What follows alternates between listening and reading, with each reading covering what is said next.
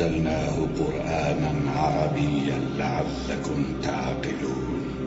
نحن نقص عليك أحسن القصص بما أوحينا إليك هذا القرآن وإن كنت من قبله لمن الغافلين. إذ قال يوسف لأبيه يا أبت إني رأيت 11 كوكبا والشمس والقمر رأيتهم لي ساجدين.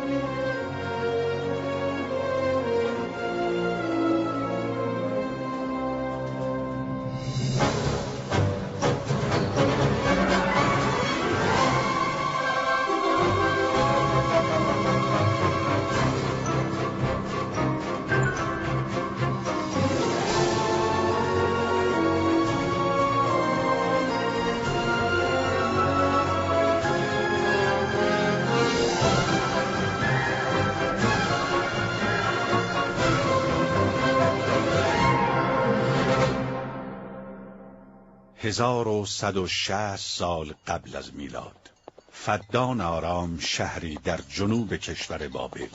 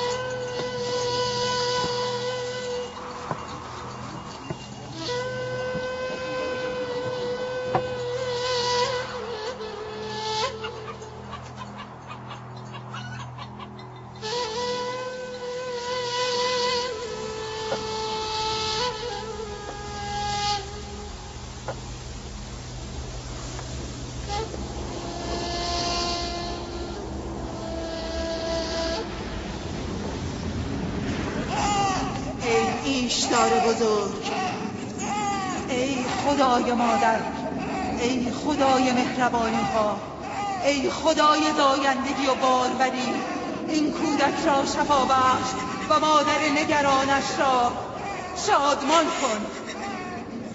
مادر این کودک عهد می کند به درگاهت هدایای گرانبها تقدیم کند.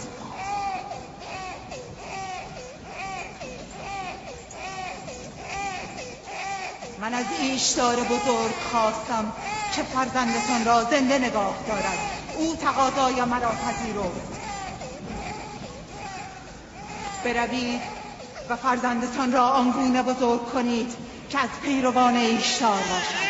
از شما من ایشدار بزرگ سپاسگزارم. درود بر ایشدار مهربان. از شما سپاسگزارم. فرزندم در حال مرگ بود، شما او را زنده کردید.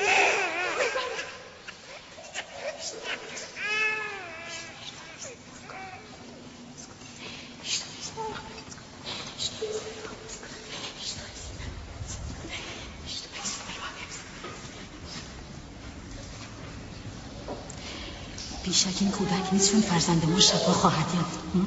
ایشدار خدای مهربان و قدرتمند نیست، حتما او را نیز شفا خواهد داد. حتما همینطور است. شما را چه می شود؟ شما که خود مسجود ملائک هستید، سجده به پیشگاه مصنوع خیش می برید؟ هستی همه تسلیم و منقاد انسان است، آنگاه شما سر تسلیم در برابر سنگ بیجان فرود می آورید. تو این سخنان را از نزد خود میگویی و بیهوده به خدایان ما اهانت میکنی. من از نزد خود نمیگویم. من فرستاده خدا و سخنانم از کتاب خداست. این کتاب آسمانی صحف است که بر جد من ابراهیم پیامبر نازل شده. من پیرو دین او و مروج و مبلغ این کتاب هستم. از خود نمیگویم. در آن کتاب آسمانی نوشته شده که به خدایان ما اهانت کنی؟ اهانت نمی کنم، سوال می کنم. اگر میدانید پاسخ بدهید، اگر نمیدانید بپذیرید. از شما میپرسم، تندیس های معبد ایشتار خالق شما هستند یا مخلوق شما؟ ایشتار بر شما سیطره دارد یا شما بر ایشتار؟ ایشتار بر شما فرمان میراند یا شما بر او؟ اگر ایشتار سنگی ضعیف و ناتوان است، پس چگونه فرزنده مرا شفا داد؟ راست میگوید، ما هم دیدیم. آری حقیقت دارد. ایشتار فرزند او را شفا داد، من دیدم. آن شنوای دانایی که ناله های تو را شنید فرزند تو را شفا داد، نه ایشتار. تو اگرچه به غیر خدا پناه بردی و از غیر کمک خواستی، اما او که آگاه بر احوال همه بندگان است به حال زار تو رحمت آورد و فرزندت را بهبود بخشید. تو را چون چشم بصر است و بصیرت نیست، ایشتار را دیدی اما شفا بخش حقیقی را ندیدی. خلاصه کلام یعقوب این است که خدایان خویش را رها کرده و خدای او را بپرستید.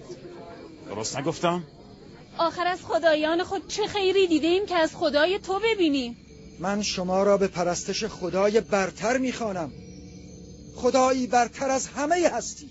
از کجا بدانیم که خدای تو از دیگر خدایان برتر است؟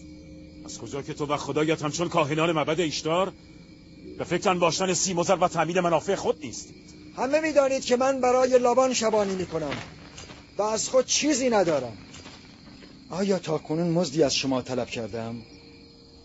آیا جز کار و تلاش و شبانی از من دیده اید؟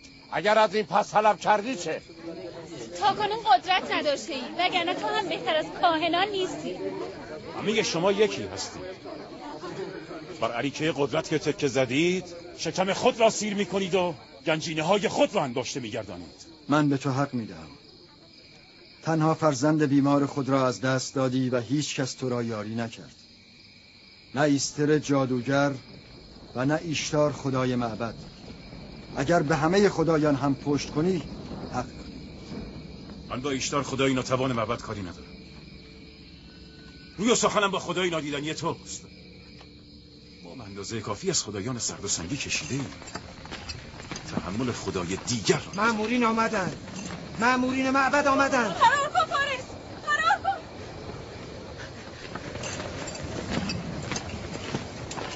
از آن طرف بروید، بروید دستگیرش کنید. نگذارید فرار کنه. بروید.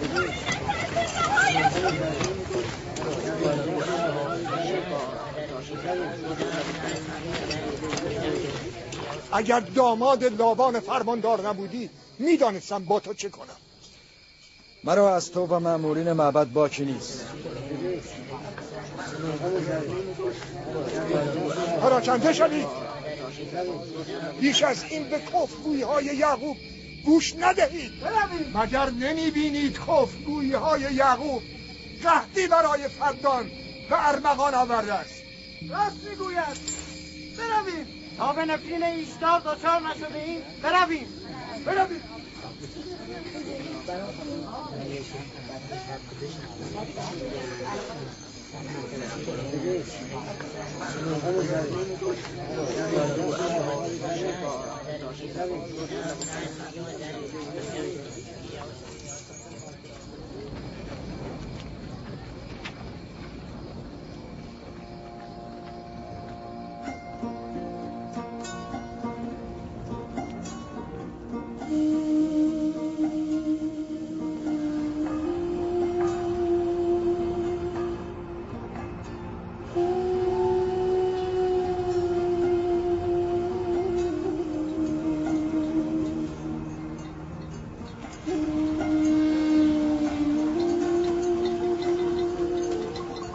اگر به زودی باران نبارد تمام محصول مردم فدان از بین میرود. امیدوارم خداوند هرچه زودتر باران رحمت خود را بر این شهر نازل کند. آنجا چه خبر است پدر؟ این رسم دیرینه مردم فدان است. دشمنان ایشتر را آتش می‌زنند. آتش زدن با منجنیق.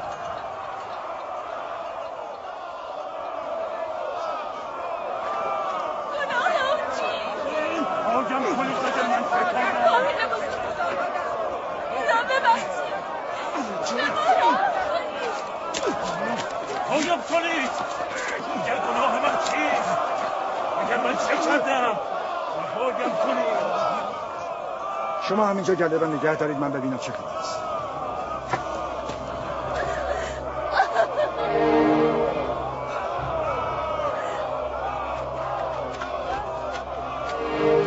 قایم کنید.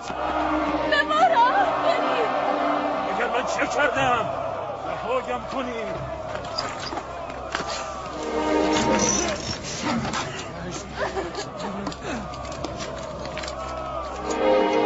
یعقوب شبان است، خواهرزاده فرمانده لابان. خواهر بزرگ به ما راه فارس کنم. بزار کافر همین است. مردم فدان به دادم برسید. من بیگناهم. فارس باید به یادان شود.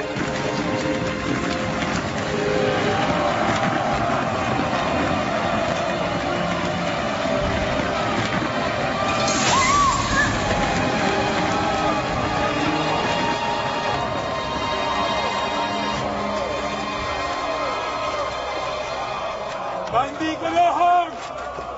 مردم فدان به من راه کنید. من بیگناهم این مردم فدان. متهم فارس دشمن ایشتار می باشد. او با سنگ به ایشتار حمله کرده و او را خدایی بی عرضه و نالایق خطاب کرده است. طبق سنت قدیم مردم فدان کسانی که به خدای بزرگ ایشتار اهانت کنند باید با منجنیق در آتش افکنده شوند.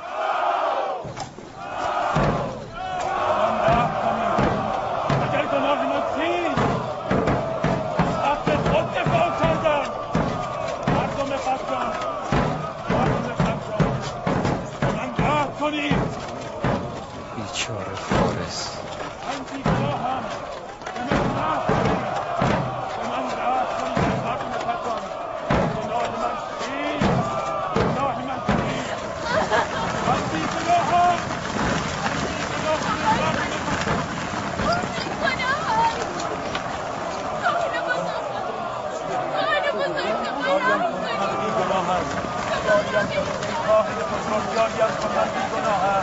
بیهوده فریاد نکن. یا باید خونبهای خود را بپردازی یا در آتش سوزانده شوی. قرآن است نسوزانید. مردم بدبخت من راه کنید.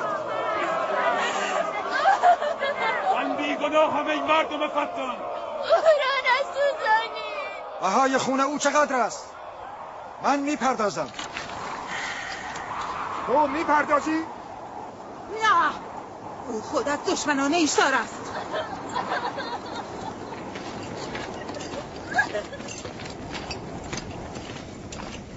تو خودت دشمنان ایشتار هستی. ابتدا باید بهای خون خود را بپردازی. پس چرا مرا دستگیر نمی کنید؟ مجازات منجنیق با آتش در خاندان من پیشینه دیرینه دارد.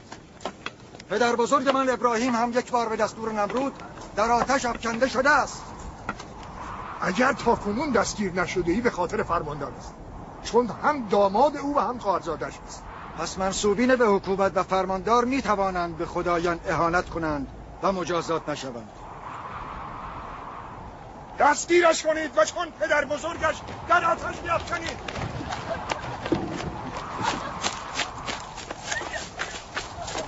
رهایم کنید!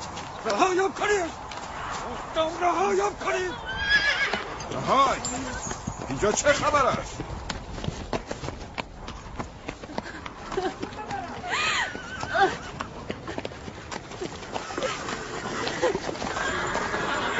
او را رها کنید. متهم را هم آزاد کنید. فارس باید مجازات شود. وقتی یعقوب خونبهای او را میپردازد حق ندارید او را مجازات کنید.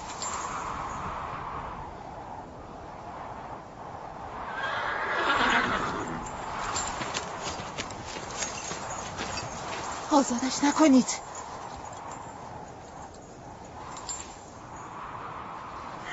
یعقوب، تو باید 500 دینار بابت خونبهای فارس بپردازی.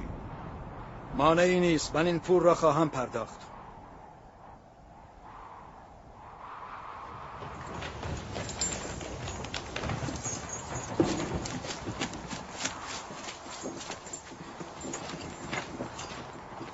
خداوند دایی خوبم لبان را حفظ کند.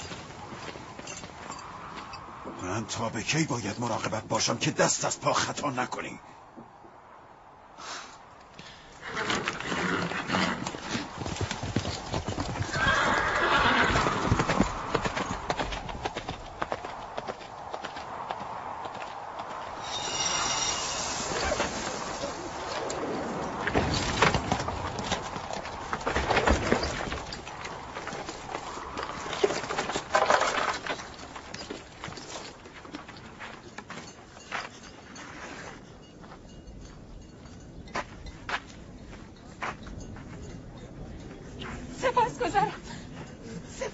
چه میکنی؟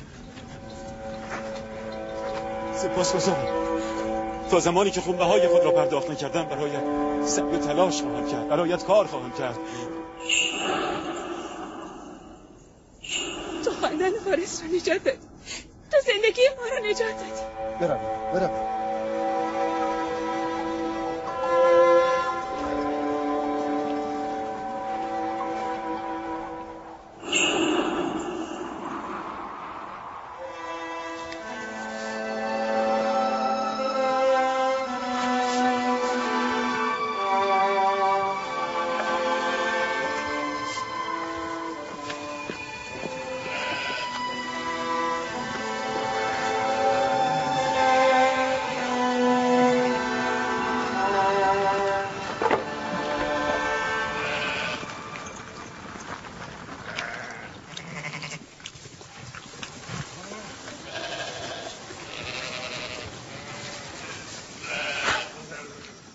خوبیست. بیچاره مدام زحمت میکشه. سال هاست که ایشتار از مردم فدان و بابل قربانی میگیرد. اگر پدرت لبان به دادمان نرسیده بود هر دویمان را میسوزاندند. فارس به خاطر نجات جانش باید ایشتار پرستی را رها کرده یکتا پرست شود. شده است راهیل، شده است. از لحظه ای که از مرگ نجات یافته یکتا پرست شده است. مسافر ما کی از راه میرسد؟ به زودی یا نبی خدا، چیزی نمانده. سالهاست در انتظار فرزندی از تو هستم. اگر خدا بخواهد به زودی این انتظار پایان می‌یابد.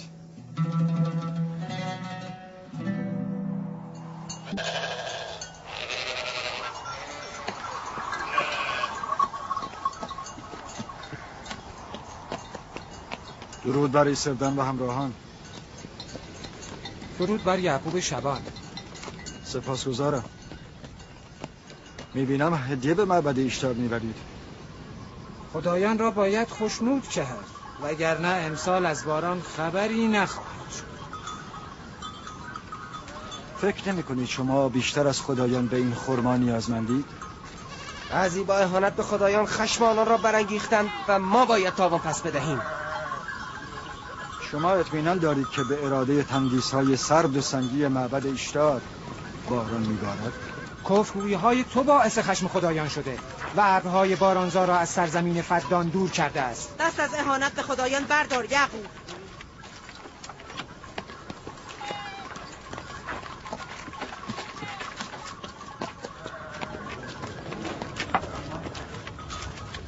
این چه ستم با خویشتن است که خداوند قادر مطلق را نهاده تندیس‌های سرد و ضعیف را می‌پرستید؟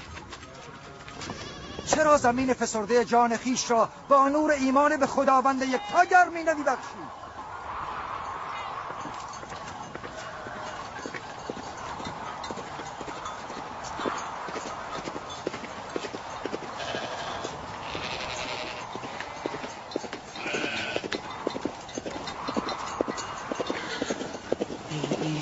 بزرگ الهی باروری، معبدت را با خون دشمنانت تطهیر می کنم.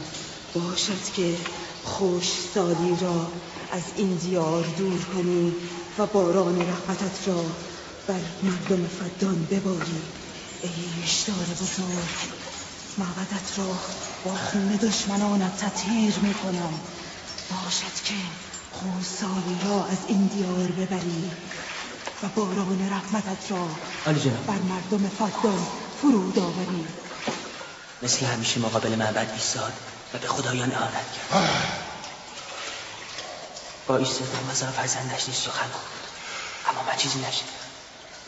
باشد که خوش سالی را یعقوب داشت می‌کنی و باران رحمتت را بر مردم فدان بباری. ای اشتار بزرگ،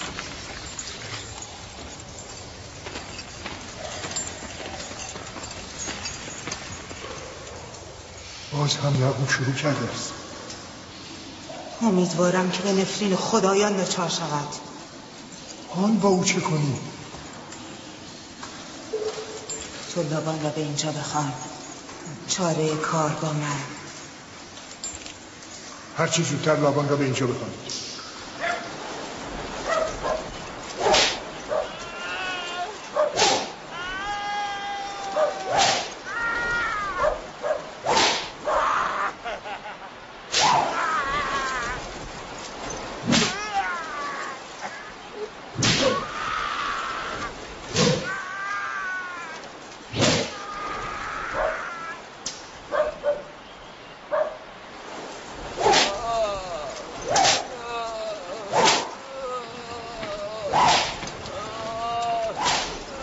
عالی جناب، بزرگ کاهنان معبد ایشتار از شما دعوت کرده که به دیدار ایشان بیایید. امر مهمی؟ بله جناب فرمان. دست نگه دارید.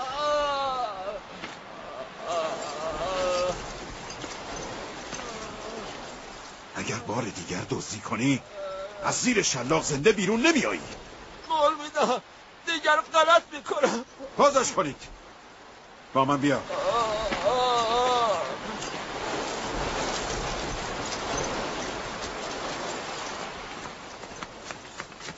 ظاهرا موضوع مربوط به یعقوب شبان.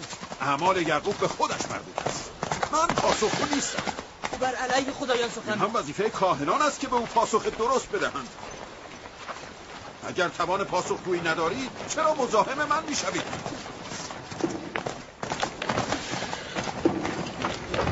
خدای خدایان ایشدار بزرگ خشمگین است. من وقتی میبینم خوستان یا مردم فدان را فرا خواهد گرفت. مادران داغ دیده میبینم. منتظر باش. کاهن بزرگ را خبر ایشدار را به خشم آوردند. ایشدار کفر و اهانت را در حق خود بر نمیتابد.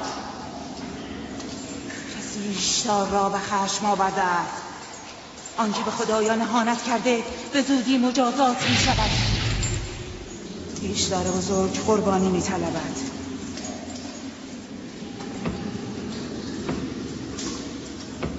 لابان، چرا مانع کفرگویی خواهرزادت یعقوب نمی‌شوی؟ مسئول ایمان مردم شما هستید، پاسخش را بدهید. من فرماندارم، نه کاهن. اعمال یعقوب به خودش مربوط است. اما او خواهرزاده و شوهر دختران شماست. من مسئول آرامش و امنیت فدان هستم، نه مسئول نظارت بر اعمال خواهرزادم. همین دلیل باید او را ساکت کنید. او آرامش فدان را به هم زده است. آرامش را به فدان بازگردان. به زودی قحطی همه فدان را فرا خواهد گرفت و یعقوب عامل همه این بدبختی است. چگونه است که یعقوب تاکنون موجب وفور نعمت و ازدیاد گوسفندان من بوده، ولی اکنون باعث قحطی و بدبختی فدان شده است. از آن رو که اکنون یعقوب به خدایان کفر می‌ورزد. بیشتر هم او به خدایان بابل ایمان نداشت. چرا آن موقع عقیده خود را پنهان می‌داشت، اما اکنون ابراز می‌دارد. باش در ملأ عامه ایشدار اهانت می‌کند. باید او را وادار به سکوت نماییم. باید؟ آره باید. فکر می‌کنی دولت بابل برای چه تو را اینجا منصوب کرده است؟ پس می‌دانی چه کسی مرا به فرمانداری منصوب کرده است.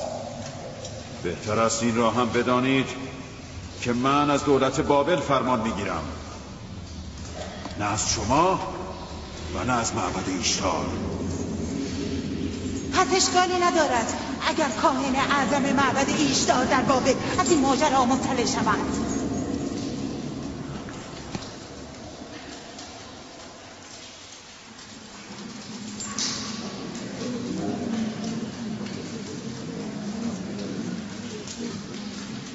با یعقوب سخن خواهم گفت.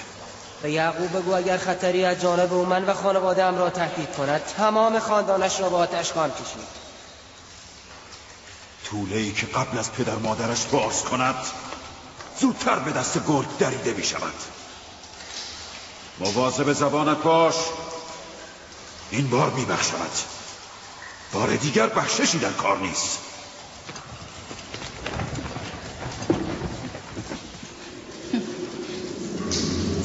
اگر قحطی موجب از بین رفتن محصول من شود، یعقوب و خانواده‌اش را زنده نخواهم گذاشت. همین حالا هم به محصول امسال امیدی نیست.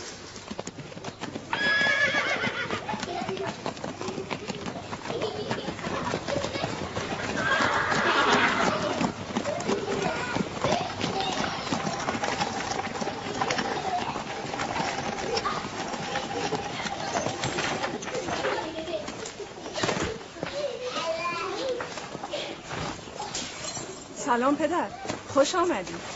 سلام پدر، چه عجب. بزرگ فدان آرام و فرماندار شهر فرصتی یافته و به دیدار دخترانش آمده است. این یعقوب دست بردار نیست؟ چه شده پدر؟ باز هم کاهنان معبد ایشتار از یعقوب شکایت کردند. یعنی این همه بلوایی که در فدان به راه افتاده دسیسه کاهنان است و یعقوب هیچ خطایی مرتکب نشده؟ شما خوب می‌دانید که یعقوب جز انجام رسالت و ادای تکلیف کاری نمی‌کند. او را با آیین چند هزار ساله معبد ایشتار چه کار؟ اگر او می‌خواهد از دین پدر بزرگش بگوید، خب بگوید، اصلا خاندان مرا هم تبلیغ کند. اما اهانت به اعتقادات مردم چرا؟ شما اشتباه می‌کنید پدر. آنها همین تبلیغ را نیز بر نمی‌تابند. پدر، یعقوب مأمور ابلاغ آیین یکتاپرستی است. آیین پدرش اسحاق و پدر بزرگش ابراهیم. شما نیز مسئول حفظ آرامش و امنیت مردم فدان هستید. او به وظیفه‌اش عمل می‌کند، شما نیز به وظیفه خود عمل کنید. شما هم مثل او سخت سر و بی‌پروا شده اید. اگر من بخواهم به وظیفه‌ام عمل کنم که شما باید آواره کوه و بیابان شوید. پدر، من و خواهرم لیا به دین همسر خود هستیم و در ترویج آیین یکتاپرستی از او حمایت خواهیم کرد. شما همه دیوانه شده اید؟ چرا به فکر موقعیت من نیستید؟ میدانید اگر کاهن بزرگ معبد ایشتار در بابل بداند که خواهرزاده من در فدان بر علیه معبد ایشتار تبلیغ می کند چه بر سر من خواهد آورد؟ قدرت خدای یعقوب فراتر از قدرت ارباب معابد بابل است. پس سزاوار است که ما و شما از خدای خیش بیمناک باشیم، نه از خدایان سنگین. من نه با خدای او کار دارم نه با خدای اینان. فقط میگویم یعقوب حق ندارد موقعیت مرا در فدان متزلزل کند. چه شد راهیل؟ راهیل راهیل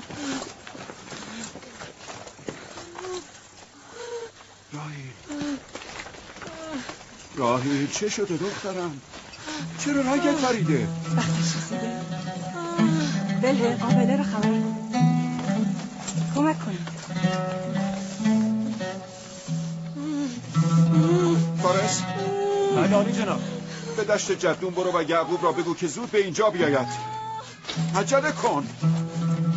با اسب من برو.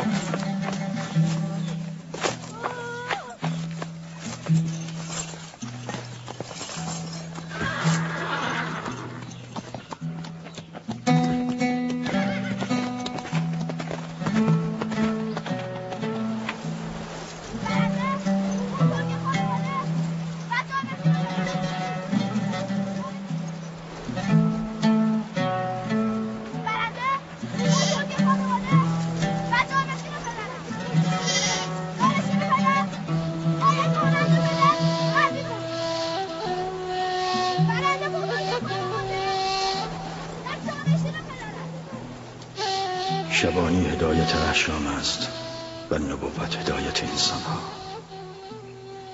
شاید به همین دلیل اکثر انبیا شبان بودند. من که اسرائیل هستم فرزندانم را با گوسفندان به صحرا آوردم که هدایتگری را بیاموزند. چرا فرزندان من بنی اسرائیل زورمداری و قلدری را معیار برتری و سروری می دانند؟ من که زورگویی و قلدری را به اینان نیاموختم.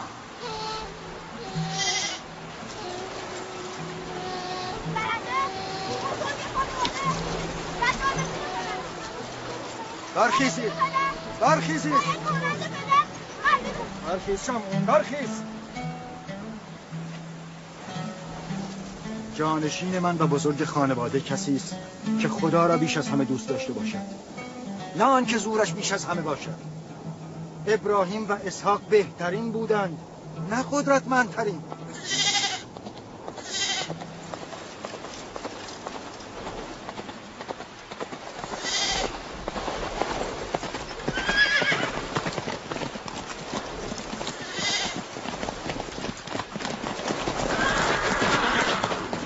چه شده؟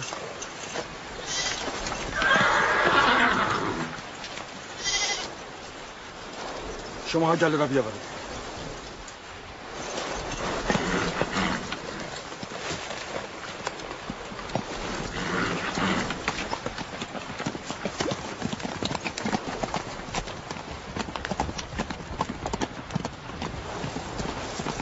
پدر کجا رفت؟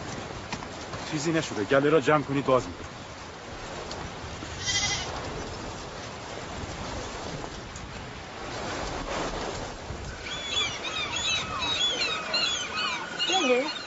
راهیل هوای توست؟ بله. ببینم رابطه تو با راهیل خوب است؟ خوب بوده. تا امروز که فرزند نداشت هم راهیل با من خوب بود هم یعقوب. اگر آنها صاحب فرزند شود میدانم که هیچ یک برای من ارزشی قائل نخواهند شد. چرا این گونه فکر میکنیم؟ یعقوب و راهیل انسان‌های بسیار خوبی هستند. یعقوب راهیل را خیلی دوست دارد. اگر بچه‌ای هم از او داشته باشد او را بر همه همسرانش سروری خواهد داد. مگر او چند همسر دارد؟ 4 همسر، من و لیا و زلفا و راهیل. همه همسران؟ آری، من و لیا و زلفا را دیگر فراموش خواهد کرد. عجله کن. اگر دیر برسیم همه تقصیرها به گردن من میافتد. من گمان نمی‌کنم. یعقوب مرد عادل و مهربانی. اگر به جای حسادت کمی بر محبت خود بیفزایی هنوز هم تو را دوست خواهد داشت.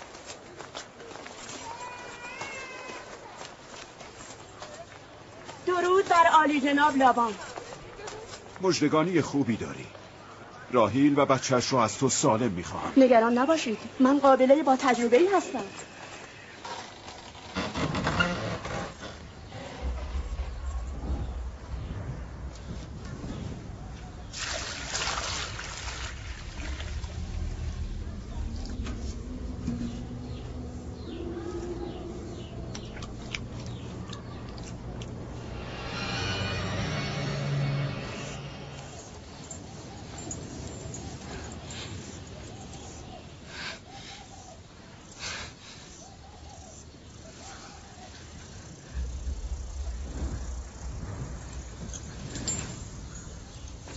نگران نباش، خداوند بزرگ و مهربان است.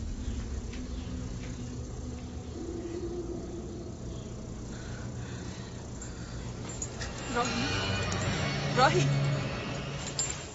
راهی راهی راهی راهی راهی هوشو راهی راهی راهی راهی نکند که راهیل گرفتار خشم خدایان شده است.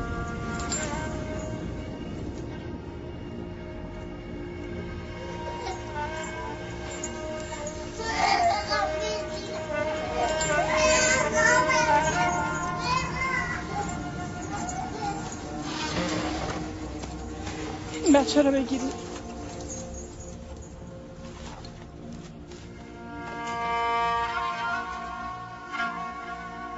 برای خالیتان راهیل دعا کن. دعای شما زودتر اجابت می‌یابد.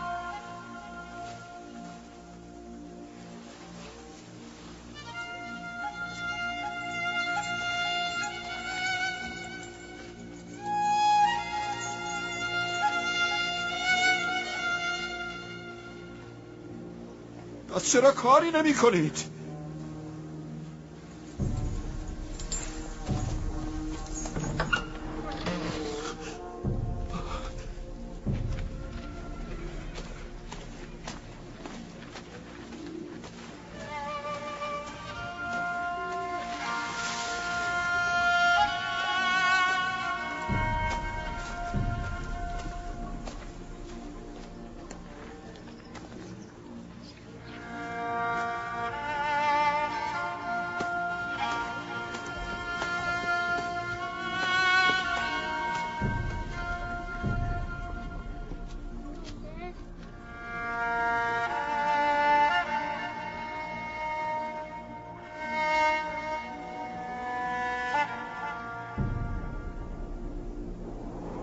کسی ایشدار را به خشم آورده. آتش و خون میبینم. سایه شوم مرگ همه جا گسترده است. آتش این کفر ابتدا دامن کافر را میگیرد. آنکه به خدایان اهانت کرده به زودی مجازات میشود. نکند او به نفرین خدایان گرفتار شده؟ دیدی ایستر در معبد نفرینی کرد؟ آری، گفت آتش این کفر ابتدا دامن کافر را میگیرد.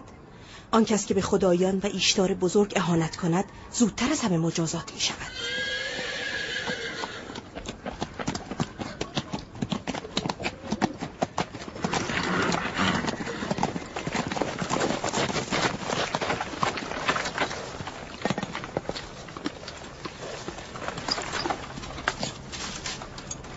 حال راهیل چطور است؟ چندان تعریفی ندارد.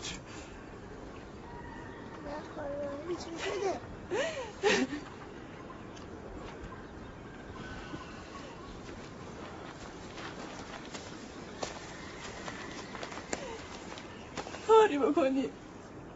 حال راهیل خوب نیست. آرام باشید. ما خدا را داریم. هر آنچه که او اراده کند همان خواهد شد. مردم به طعن و کنایه میگویند او به نفرین ایشتار و جادوی ایستر دچار شده است. بسیار خوب. حال ببینیم خدای راهیل و فرزندش بزرگتر و قوی‌تر است یا خدای ایستر. مراقب راهیل باشید. من باز میگردم. کجا می روید؟ ما را در این حال تنها نگذارید. آرام باشید. من به خلوت نیاز دارم. تو با خدای خود هر چه میخواهی بکن، اما من نمیتوانم دست بر دست بگذارم.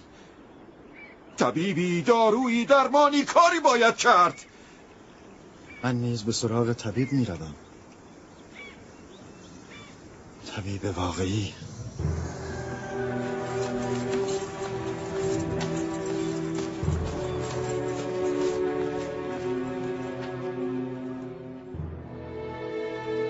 هم بلای جان مردم فدان شده، هم بلای جان دختران من. نمیدانم با او چه کنم.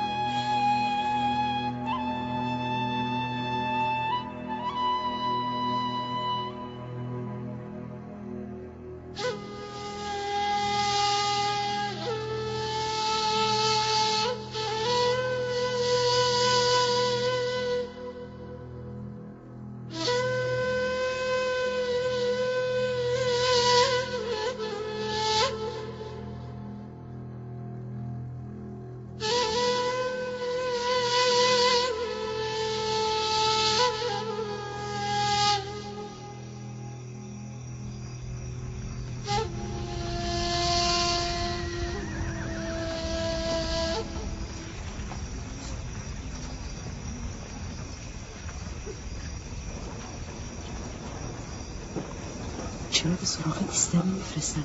قابلی توانایی است. راست میگویی. جناب لابان، به سراغ ایستر بفرستید. اگر او بیاید قابله توانایی است.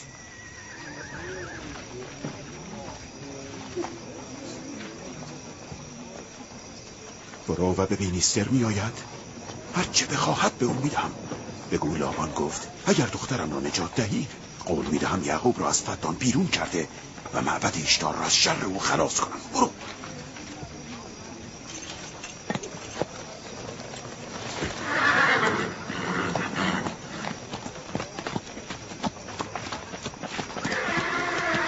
یعقوب به نفرین خدایان بابل گرفتار شده.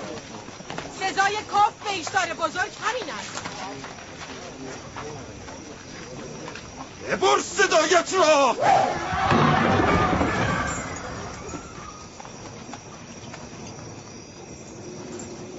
به یعقوب بگو چرا از خدایش یاری نمی‌طلبد. اگر من به جای او بودم به هنگام گرفتاری خدایم را فراموش نمی‌کردم. جناب لابان مرا فرستاده، نه یعقوب. او قول داده اگر دخترش را نجات دهی یعقوب را از فدان بیرون کند. به نظر من موقعیت خوبی است. مردم فدان باید قدرت ایشتار بزرگ و توانایی ایستر ساحره معبد را بدانند. اگر راهیل را نجات دهی بی تردید ایمان مردم فدان بیشتر شده، اینجا را پر از عروسین خواهم کرد. مرگ راهیل نیز همین نتیجه را دارد. پس بگذار بمیرد. بسیار. برو همین را به مردم بگو مرگ راهیل به خاطر کفر به ایشتار. بگو که نتیجه یکتاپرستی و نادیده گرفتن ایشتار جز این نمی باشد. چه زیباست اگر با مرگ راهیل و فرزندش باران نیز بر فدان ببارد.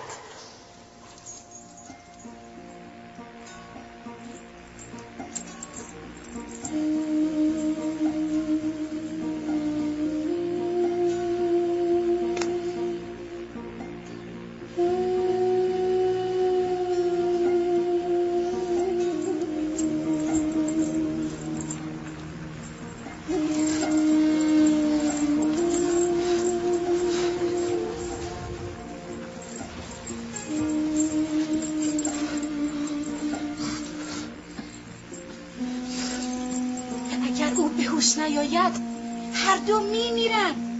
این دو را میکشد، به هوش نمیآورد.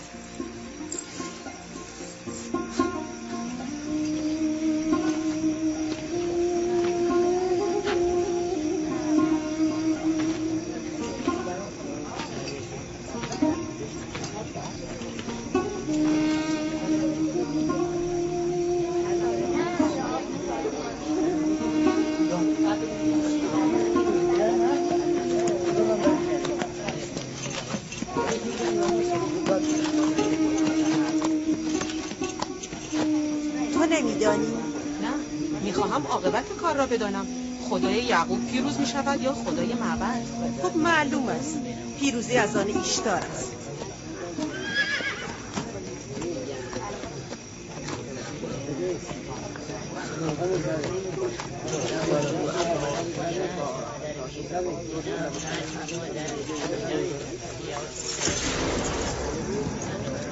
لابان اسباب زحمت من شده این که چه؟